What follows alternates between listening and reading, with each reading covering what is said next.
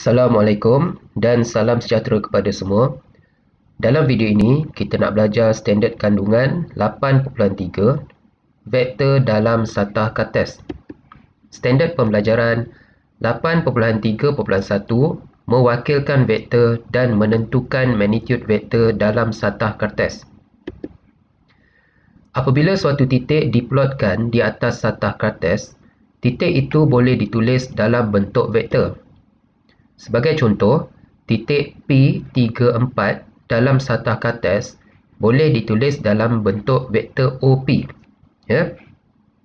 Kita ada asalan. Asalan kita tandakan sebagai titik O.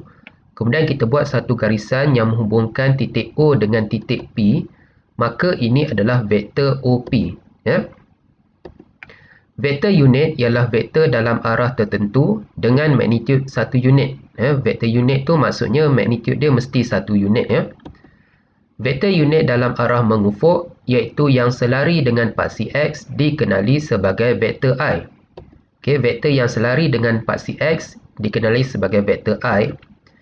Vektor unit dalam arah mencancang iaitu selari dengan paksi Y dikenali sebagai vektor J. Okay, vektor yang selari dengan paksi Y dikenali sebagai vektor J. Vektor 1i ditulis sebagai I sama dengan 10. Magnitude bagi vektor 1i adalah bersamaan dengan 1 unit. Okey, satu kotak ini bersamaan dengan 1i, ya. Vektor 2i ditulis sebagai 2i sama dengan 20. Magnitude bagi vektor 2i bersamaan dengan 2 unit. Okey, dua kotak ini bersamaan dengan 2i. Tiga kotak bersamaan dengan 3i, ya. Vektor J, vektor 1j ditulis sebagai j sama dengan 01. Magnitude bagi vektor J adalah bersamaan dengan 1 unit. Okey, satu kotak ini mencancang ni bersamaan dengan 1j. Vektor 2j ditulis sebagai 2j sama dengan 02. Magnitude bagi vektor 2j bersamaan dengan 2 unit. Dua kotak bermaksud 2j. Tiga kotak 3j, empat kotak 4j. Vektor 1i ialah vektor unit kerana magnitude dia 1. Vektor 2i ialah bukan vektor unit kerana magnitude dia tak sama dengan 1. Vektor unit tu maksudnya magnitude dia 1. Jadi vektor 1i adalah vektor unit. Vektor 2i dia bukan vektor unit sebab magnitude dia 2. Begitu juga vektor 1j. Vektor 1j ialah vektor unit kerana magnitude dia 1. Manakala vektor 2j bukan vektor unit kerana magnitude dia tak sama dengan 1. Titik dalam satah Cartesian boleh ditulis dalam bentuk vektor. Ya. Iaitu yang pertama, vektor komponen I dan J. Okey, sebagai contoh, ini adalah cara nak tulis vektor dalam bentuk I dan J, iaitu vektor OA sama dengan XI tambah YJ. Ataupun kita boleh tulis dalam bentuk vektor lajur, iaitu ini adalah formula dia. Ya. Vektor OA sama dengan kurungan XY. Okey, ini adalah bentuk vektor lajur. Jadi titik P34 boleh ditulis dalam bentuk vektor OP. Bentuk dua bentuk ini. Macam mana? Ini adalah vektor OP. Okey. Paksi mengufuk. Vektor OP sama dengan vektor ini tambah vektor ini kan. Vektor mengufuk tambah vektor mencancang. Hukum segitiga, ingat lagi tak? Di mana vektor mengufuk ini nilainya adalah bersamaan dengan 3i. Kenapa 3i? Sebab ada 3 kotak. Manakala vektor mencancang nilainya adalah 4j. Kenapa 4j? Sebab dia ada 4 kotak. Ataupun kita boleh lihat di sini. Ini 3, 4. Jadi 3i, 4j. Maka vektor OP kita boleh tulis sebagai 3i tambah 4j. Vektor OP sama dengan 3i tambah 4j. Ataupun kita boleh tulis dalam bentuk vektor lajur. Vektor OP sama dengan 3, 4. Okey, kalau kita nak tulis dalam bentuk vektor lajur, kita tak perlu tulis I dan J. Kita tulis nombor sahaja. Okey, awak kena ingatlah. Untuk paksi X, cara tulis dia adalah xi. Untuk paksi y, cara tulis dia adalah yj. Okay, katakan kita ada titik Q 41, maka vektor OQ, titik 41 boleh tulis dalam bentuk vektor OQ. Kalau kita sambungkan garisan antara titik O dengan titik Q, maka kita dapat vektor OQ. Okay, iaitu, macam mana kita nak tulis vektor OQ? Okay, vektor OQ sama dengan 4i tambah 1j. Awak tengok saja koordinat dia. Paksi X ni, vektornya adalah 4i. Paksi Y ni, vektornya adalah 1j, positif 1. Jadi 4i tambah 1j. Ataupun kita boleh tulis dalam bentuk vektor lajur, iaitu OQ sama dengan 4i. Okay. Contoh, ungkapkan vektor-vektor berikut dalam bentuk xi tambah yj dan dalam bentuk vektor lajur. Kita ada A, ini adalah vektor OP. OP. Jadi macam mana kita nak tulis dalam bentuk komponen I dan J? Jadi vektor OP sama dengan negatif 5i tambah 6j. Awak baca saja koordinat ni. Ini untuk vektor I, ini untuk vektor J. Jadi negatif 5i tambah 6j. Ataupun kita boleh tulis dalam bentuk vektor lajur, iaitu vektor OP sama dengan negatif 5, 6. Okey, B. Kita ada titik O, kita ada titik A. Macam mana kita nak tulis vektor OA? Okey, cara dia sama macam ni. Awak bayangkan ini titik O, ini titik A. Jadi, kita baca saja koordinat dia kan. Kita tulis saja koordinat dia. Maka vektor OA adalah negatif 12i tolak 3j. Ataupun dalam bentuk vektor lajur, negatif 12, negatif 3. Okey, buat latihan di dalam buku kerja muka surat 161, soalan nombor 1. Baik, magnitude vektor dalam satah kartes. Magnitude bermaksud jarak ataupun panjang garisan vektor. Magnitude diukur dengan menggunakan teorem Pythagoras. Katakan kita ada vektor OP sama dengan xi tambah yj. Maka magnitude vektor OP kita boleh kira dengan cara dengan menggunakan teorem Pythagoras, x kuasa 2 tambah y kuasa 2, kemudian kita punca kuasa 2 kan. Ini adalah simbol bagi magnitude vektor kita dah belajar. Okay, contoh soalan, hitungkan magnitude vektor berikut.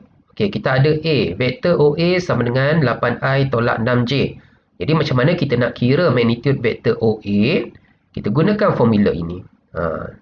Jadi magnitude vektor OA sama dengan punca kuasa 2, x kuasa 2, iaitu 8 kuasa 2, tambah y kuasa 2, iaitu negatif 6 kuasa 2. Kemudian, awak kira dahulu dalam, lepas tu baru tekan punca kuasa 2. Kita dapat 10 unit. Okay, hati-hati di sini, tak boleh tekan sekaligus, sebab salah. Kita kena kira dalam dahulu. Okay, B, vektor PQ sama dengan negatif 12, negatif 3. Macam mana kita nak kira magnitude vektor PQ? Masuk saja dalam formula ini. Iaitu magnitude vektor PQ sama dengan negatif 12 kuasa 2 tambah negatif 3 kuasa 2. Kira dalam dahulu, baru tekan punca kuasa 2, kita dapat magnitude bagi vektor PQ. Okay, C. Macam mana kita nak kira magnitude bagi vektor? Vektor apa ni? Vektor OC. Vektor OC sama dengan negatif 5i tolak 6j. Masuk sajalah dalam formula kan. Jadi vektor OC, magnitude vektor OC sama dengan negatif 5 kuasa 2 tambah negatif 6 kuasa 2. Kita dapatlah magnitude dia. Senang saja. Okey, buat latihan di dalam buku teks muka surat 231, latih diri 8.8, soalan nombor 1. Okey, contoh berikutnya. Raja di bawah menunjukkan vektor A, B, C, D dan E pada suatu satah kartes. Ungkapkan setiap vektor dalam bentuk xi tambah yj dan bentuk vektor lajur. Okay, kita buat A dahulu. Macam mana kita nak tulis vektor A ni? Baik. Kita gunakan hukum segitiga. Ingat lagi tak? Ini titik mula, titik awal. Ini adalah titik terminal. Jadi kita boleh buat segitiga, iaitu ini dan ini kan. Jadi bermaksud vektor A sama dengan vektor ini tambah vektor ini kan. Okey. Untuk paksi mengufuk, berapakah nilai vektor dia? Nilainya adalah 3i. Kenapa 3? Sebab ada 3 kotak. Untuk paksi X, ya, kita gunakan vektor i. Okey, untuk paksi Y, berapa ni? 2 kotak kan? Jadi, paksi Y bersamaan dengan 2J. Okey, untuk paksi Y, kita gunakan vektor J. Ya? Ingat tu. Jadi, vektor A bersamaan dengan 3i tambah 2J. Ataupun kita boleh tulis dalam bentuk vektor lajur, iaitu 3, 2. Okey, kita buat pula vektor B. Sama juga kaedahnya, kita buat dulu segitiga. Bermula daripada titik awal. Titik mula pergi kepada titik terminal. Jadi, kita buat satu. Okey, sebelum tu saya nak terangkan ya.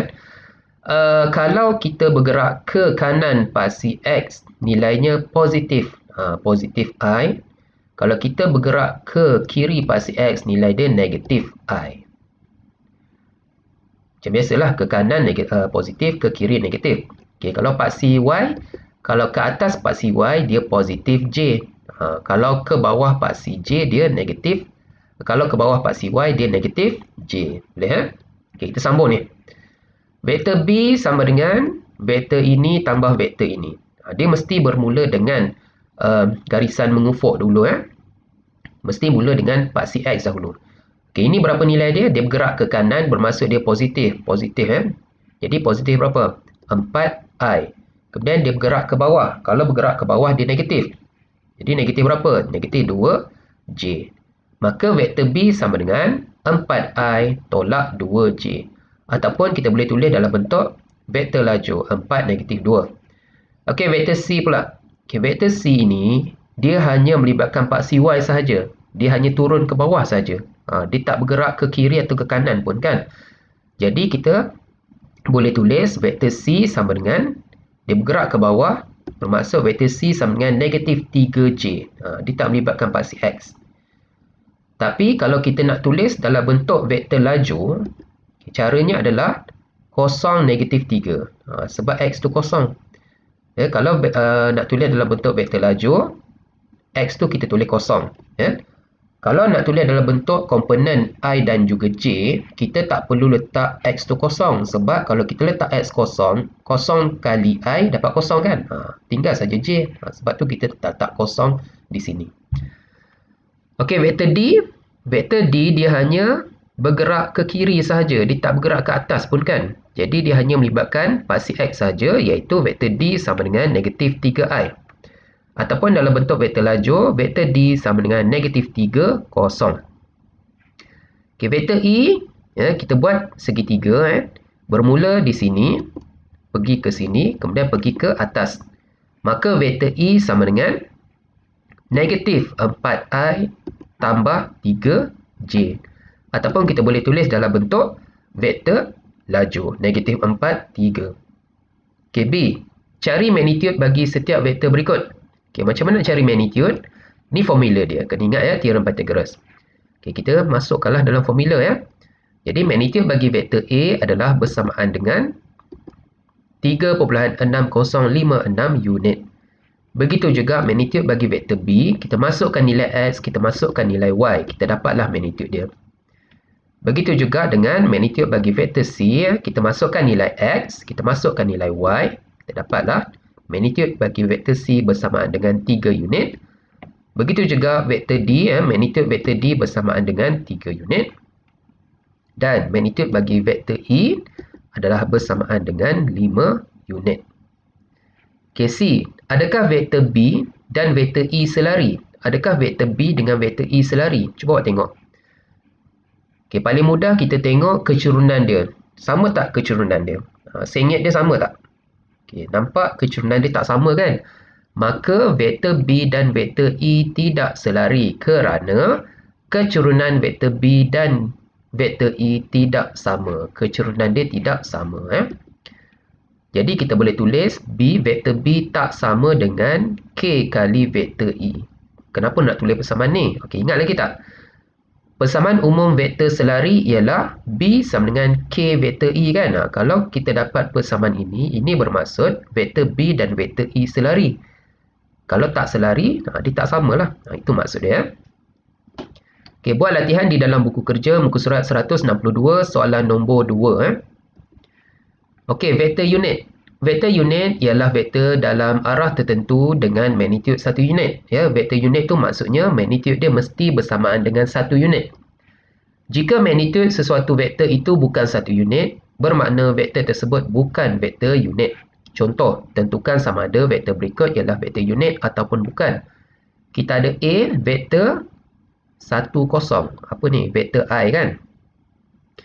Macam mana kita nak tahu vektor ini vektor unit ataupun bukan? Kita kenalah kira magnitude dia.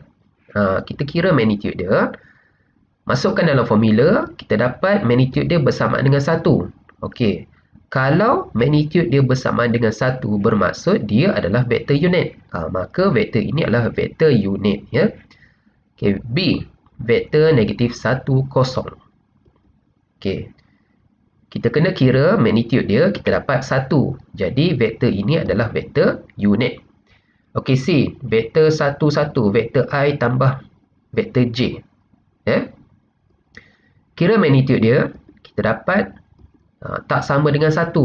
Jadi, dia bukan vektor unit. Untuk vektor D, 4I tolak 2J. Ya. Kita kiralah magnitude dia, dia tak sama dengan 1 bermaksud dia bukan vektor unit.